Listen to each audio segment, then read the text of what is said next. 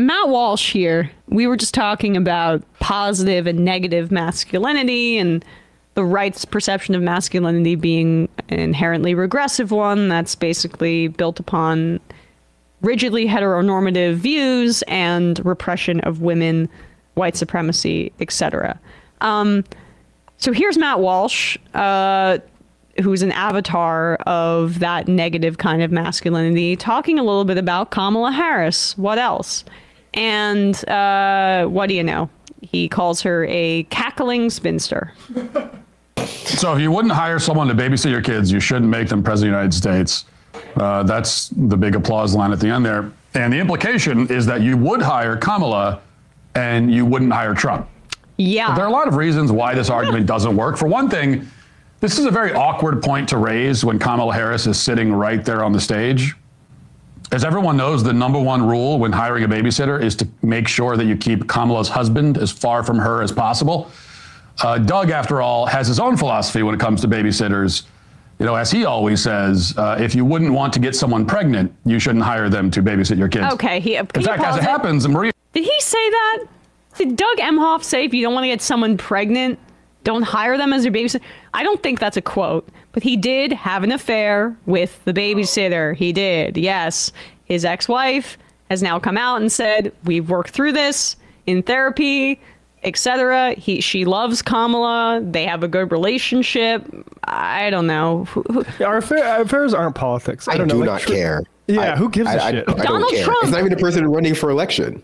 Donald, I know, but Donald Trump is the one who had the affair, who's had multiple affairs. If he really cared about this kind of thing, that's why it rings so hollow. Newt Gingrich led the Republican Party when I was like potty trained. Yeah, and speaking of potty training, who would you trust to do that more, Kamala Harris or Donald Trump? I don't know. I bet Trump was, not super hands-on with that part of his kids' development. There are a lot of presidents I would trust to babysit kids over Donald Trump. And I don't even need to be partisan about it. I would trust George W. Bush, both his father and the son, to babysit kids over Donald Trump. I'd certainly trust Kamala Harris over. I pretty much trust 90% of the population over Donald Trump, who doesn't even know how to raise his own children, let alone take care of children right in front of him. So I doubt he's done any child rearing whatsoever. I just don't understand what this is. But because she's a woman, she has to be in his mind. And I don't know. He's jumping on this maternal role. He's thing. also an alleged sex criminal. I think that's probably what people were referring to more specifically than any particular like affair or like his personality even, right? Like the fact that he's, said things that might lead one to believe that he is like not only an alleged sex criminal, but one who targets younger women.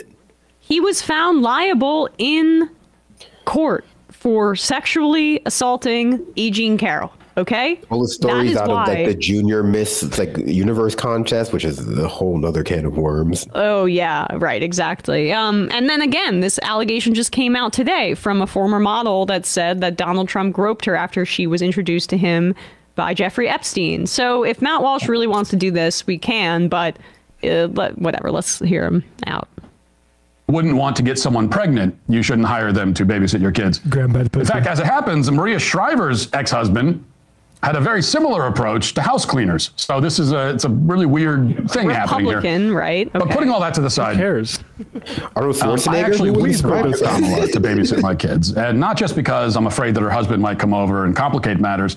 Kamala has no children of her own. There's nothing maternal about her. And when I'm looking for a babysitter for my kids, I'm definitely not looking for a weird cackling spinster like Kamala. Especially not one that's rabidly pro-abortion, as Kamala is, because that tells me that she doesn't value human life and has a special disregard for the lives of children. Walsh does, yeah. And yet here I am wanting her to take care of my children, so I wouldn't want that. Now, Trump, on the other hand... All right, okay, so... yeah, go ahead. Riddle me this, though. What is a step-parent but the ultimate babysitter? That is a good point, but...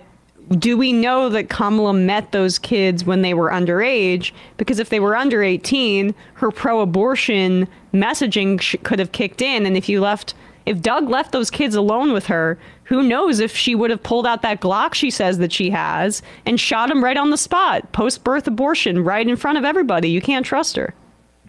She can't resist. She's addicted to them. I know. I mean, once you get the taste for fetal tissue in your mouth, you kind of keep chasing that over and over again. Matt Walsh It's like is Christy also, Nome can't stop killing puppies. It's the same thing. It's interesting. Like, we haven't tapped in with Matt Walsh in a while, but he's a Candace Owens friend. But there's been a lot of changes in the right wing ecosystem lately, and it looked like maybe Matt Walsh was going to be somebody who, he criticizes how much money we give Ukraine and stuff like that. Maybe we might get some anti-Israel, America First stuff from Matt Walsh. No, he's cucked and doing all this shit. What a pathetic worm. Yeah, I guess Also, his movie didn't do that well, right? Was it Am I Racist or whatever? Yeah, we already knew the answer to it. Oh yeah, right. Well, 90 minutes takes 1 second to say no or yes. He's just trying to have a conversation. Not about Israel. Big A pussy. boring one. Yeah, Although I will know. say, I've never heard anyone describe Arnold Schwarzenegger as like Maria Shriver's husband. Like what a weird way to that's who he was. Who even referring thinks about to. Maria Shriver? Like I don't. I know. Right. Well, that's the conservative way to belittle a man, right? To say he's masculine or emasculate him. To say he's the husband, because the sort of the trope is that a woman is commonly referred to, no matter how successful she is, as so and so's wife or something like that. So he's trying to reverse it to knock Arnold Schwarzenegger. Like Matt just made that point off camera, though. How can you emasculate Arnold Schwarzenegger, Quite a masculine the Terminator? Right. I just don't think anyone would know who you're talking about, because who thinks of Maria Shriver when that's such a like a gossipy thing to think about. TV Guide type shit. I know, right? Wait, are you reading Us Weekly, Matt Walsh? I mean, I don't know. Got to question your masculinity. Are you engaged in celebrity? He's on Perez Hilton. Oh, Maria Shriver and Arnold Schwarzenegger getting a divorce. Anyway, no, keep going. I'm gonna say he only buys it because he thinks it's U.S. Weekly, and so he thought it was like a patriotic magazine. But then once you get the subscription, you might as well read it. You might as well. Here he goes. That she doesn't value human life and has a special disregard for the lives of children. And yet here I am wanting her to take care of my children. So I wouldn't want that. Now, Trump, on the other hand, is a grandfather with 5 kids of his own and 10 grandchildren. His children are all adults now and are still close with him and speak highly of him. You can tell a lot about a man based on how his adult children treat him and talk about him. In fact, that is a much better litmus test than the one that Liz Cheney is proposing. All that said, would I hire Donald Trump to babysit my kids? Well, the answer is no, because I wouldn't hire any man to babysit my kids. Okay, take a big gulp before saying no. He was like, "Would I hire Donald Trump to babysit my kids?" Oh no. But why wouldn't you hire any man? Why? Because it's not a man's role. It's not a man's role to take care of kids. Obviously, I guess. I mean, I forgot about that. I assume. The manly men know what the woman's role. Did you see Hulk Hogan out there recently saying, "It's a woman's role to nourish, brother"? That's what he said. Oh, well, I mean, I feel like nourishing after hearing that. But like, if a woman's role is just to rear children and to be in the home, why are you hiring a babysitter at all, Matt Walsh? Why are you talking about the concept of babysitting at all? Because if your wife was a true woman, she wouldn't need a babysitter. I mean, this is the road that you go down when you create these rigid roles in this way. That's the problem. But and so he's disparaging her essentially as a woman because she doesn't have children and because she believes in the right to choose, which I don't know, dude. That would disqualify. If it was just based on the right to choose. You want to look at the raw numbers in terms of how women view this issue of abortion, pretty much disqualify a good majority of women in this country from babysitting your damn kids. And there's a huge lack of supply for babysitting in this country. And some people, you look online, people are like, oh, I hired a male babysitter because didn't have a lot of choice and it worked out fine. Yeah. So look at that. Yeah, exactly. But like, aren't like, listen, I have kids, but never had a babysitter because you need to, it still costs money even. And me and my wife made the decision that she would, stay home and take care of that because financially it actually made more sense. It wasn't ideological, Bender? It wasn't ideological. No, I didn't go, listen up, wife. Yeah. Let me tell you something, brother. Your role is nourish, all right?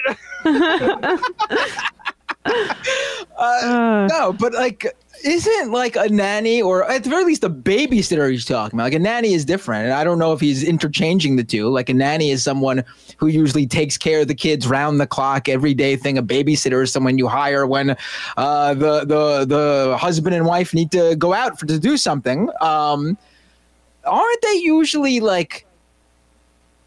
usually young people though?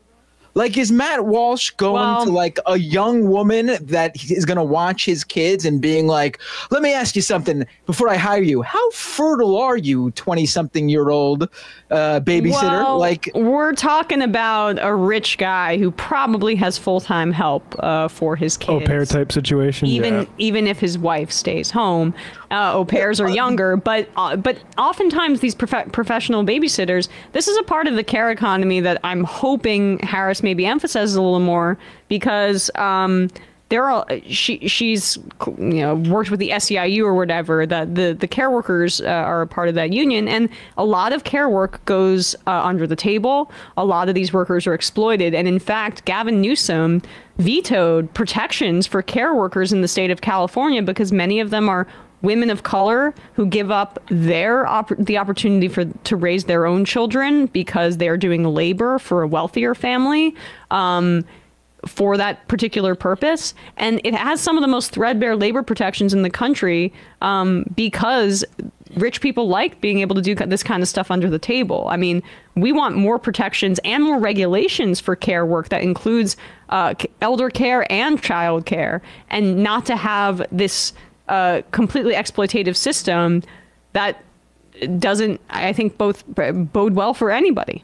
Yeah, not to keep plugging the most recent episode of Left Reckoning, but Courtney Rollins was on, and we talked about like the daycare issue, and part of the problem is that now this is affecting middle class people. Like poor people always had really awful daycare conditions and stuff like that, but now we have situations where these massive daycares have employees like rotating locations, so you're not even building up it's like gig work. You're not even building up a relationship with these newborn kids, often under a year old, and you have strangers coming in. Like that's frankly, it's not just daycare. We need to have way more. America is the only country without only major country without maternity leave, parental leave policies. The other ones are like islands we colonized, right? Yeah. Like, and it's crazy. We have all this discussion about kids, and that fact isn't being emphasized. And like that was my hope for Harris's campaign, and maybe my hope for if she wins again. That care economy stuff does need to be foregrounded because it's just an easy layup, I think. Yeah,